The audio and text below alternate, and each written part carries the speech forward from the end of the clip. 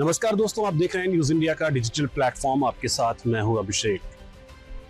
वक्त बदल गए, हालात बदल गए, जज्बात बदल गए। जी हां, कुछ यही स्थिति शायद कांग्रेस के लिए आज होगी।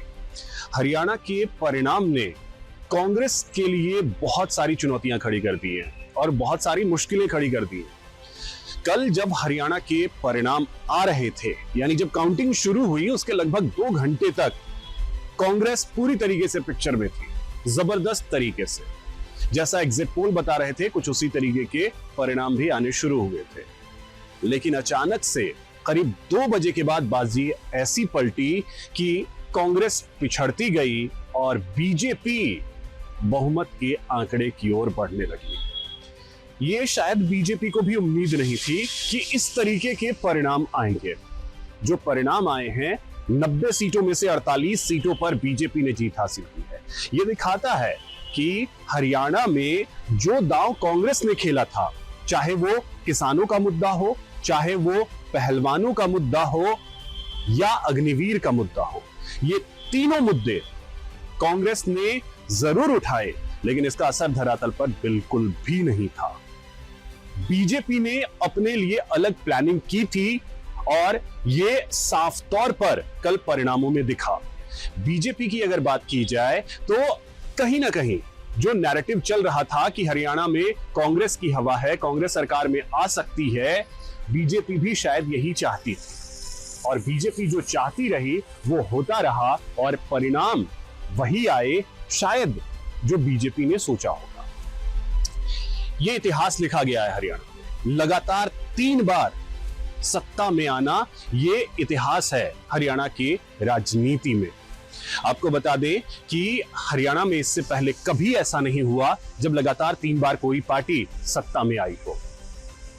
अब जरा वजहों को समझें तो इसमें जिस तरीके से चुनाव से ठीक पहले बीजेपी ने मुद्दे जो उठाए वो काम कर गए। लेकिन कांग्रेस की अगर बात करें तो जो हवा बनी थी, अचानक वो हवा कहां गुम हो गई?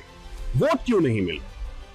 हालांकि वोट प्रतिशत में ज्यादा अंतर नहीं है, लेकिन वो सीटों में कन्वर्ट नहीं हुए। और जो दांव खेला था विनेश फोगाट के नाम पे, ऐसा लग रहा था कि कांग्रेस सिर्फ और सिर्फ विनेश फोगाट के नाम पर ही चुनावी बैतरनी पार करना चाहती है, लेकिन ऐसा हुआ नहीं। विनेश फोगाट वाली जो हवा थी वो सिर्फ और सिर्फ जुलाना तक सीमित रही। जुलाना से वो जीत तो गई और वहां की पहली महिला विधायक भी बन गई, लेकिन बड़ा सवाल यह है कि कांग्रेस उनके नाम पे जो हरियाणा में चुनाव जीतना चाहती थी वो नहीं हो सका।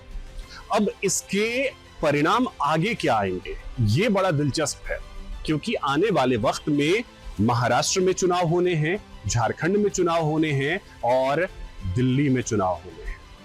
बीजेपी लोकसभा चुनाव के बाद जो थोड़ी सी सहमी हुई नजर आ रही थी, हरियाणा के परिणाम ने कहीं ना कहीं बीजेपी को बूस्ट दिया और अब अपने सहयोगियों के साथ बार्गेनिंग पावर में वो आगे बढ़ करके रहेगी।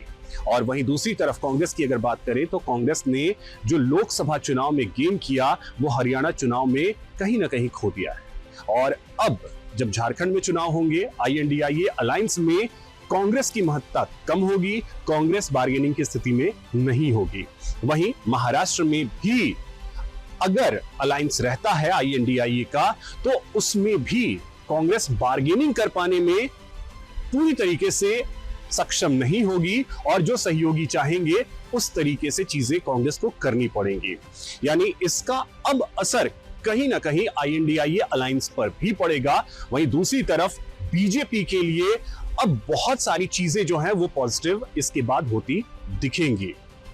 बाकी अगर आपको ये वीडियो पसंद आया हो तो वीडियो को लाइक करें, हमारे चैनल को सब्सक्राइब करें।